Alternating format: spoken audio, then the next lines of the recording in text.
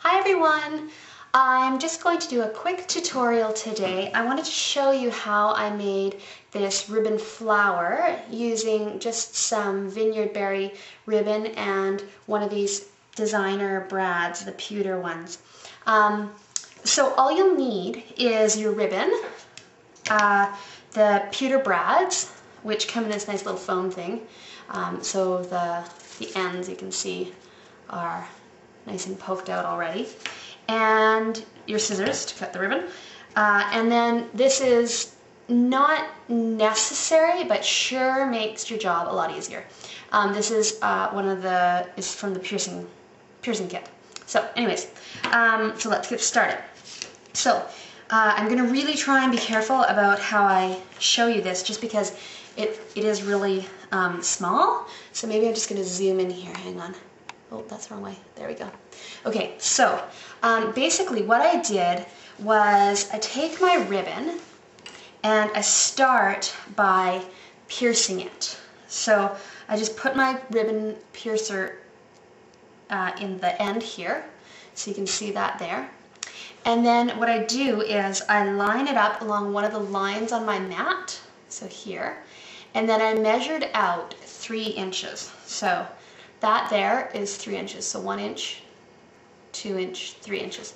So what I did was measured out 3 inches, and then I just poked in my piercer again. So I just do that 5 times. So I've got once, this is twice, 3 times, 4 times, and 5 times. And the only reason I do that is just so that the piercer starts to kind of spread the fabric of the ribbon out and make a hole that's big enough for the brad to go through, and as well it makes sure that my petals are all the same size. So this is how big is this? This is 1/4 inch grosgrain ribbon. So for a larger ribbon, you'd probably want to make larger cuts, like 4 or 5 inches. But I think that 3 inches for each of your loops is probably as big as you're going to want to go. So then what you do is you take your brad, and what you're going to do is you're just going to slowly pull off each layer of the ribbon.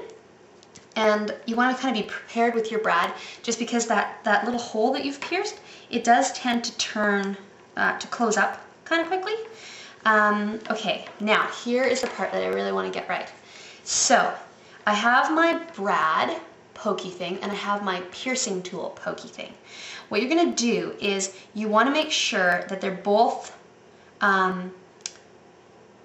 that you've got your ribbon flat like this, and that when you pierce the brad into the hole the next time, you go in through the bottom of this flat bed.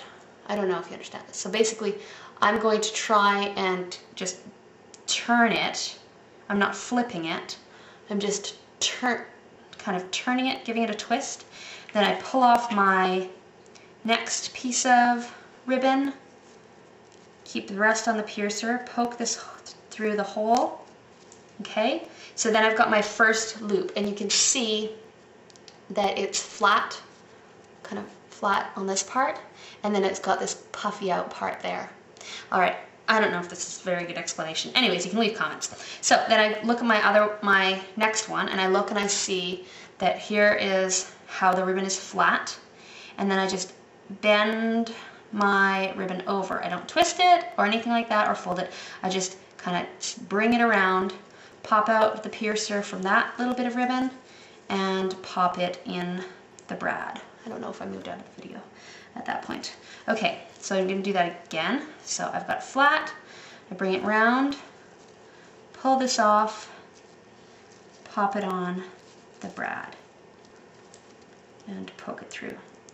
And you do want to make sure, like I find that the piercing tool does make a difference, because the brads will go through if you just kind of jam them through, but it kind of makes the process smoother, and you don't end up with the little brad, I don't know, tabby things, these little fold over things.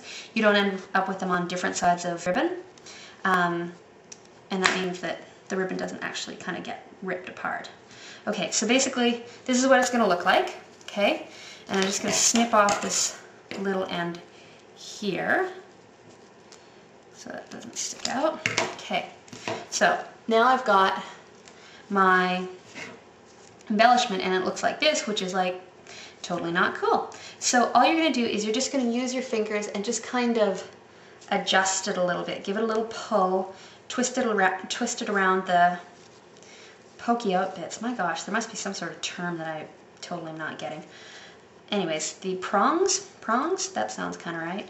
Anyways, you want to kind of twist it around the prongs of the brad, and just, you can be rough because the ribbon is, you know, sturdy. It's not going to tear or anything like that.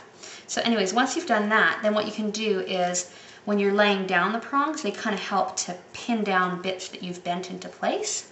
So like I'm bending this bit kind of down towards the other petal of the flower. So once I've got it in place, I can just push the prong down and it'll kind of hold it a little better. So anyways, it requires a little bit of kind of tugging and pulling to get it just right. And then you have a flower.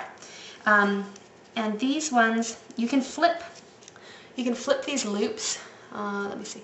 So this loop, oh, it's hard depth perception on here. Anyways, you can flip the loops so that they're kind of poking out, or you can flip them over the other way so that they're kind of scooping up. But either way that you flip them, you kind of want them all to be uniform. So I've got mine so that they're all scooping up. So then once I lay it down on my layout, so you can see this one I've fiddled with a little bit more, and so it's a little bit more, looks nicer. Anyways, so once you glue it down to your layout, you would just put a piece of a glue dot. My gosh, must be late at night. You stick a glue dot down there, and then if you do have a petal that's kind of wandering off on its own, a little glue dot underneath the petal will still let it keep its dimension, but it will kind of glue it so that it doesn't randomly warp into some sort of bizarre object. So that's my tip and technique tutorial for today, and have a great day. If you're in and around Edmonton, Alberta and want to make an order, let me know. Talk to you later. Bye. So, the 2x5 piece.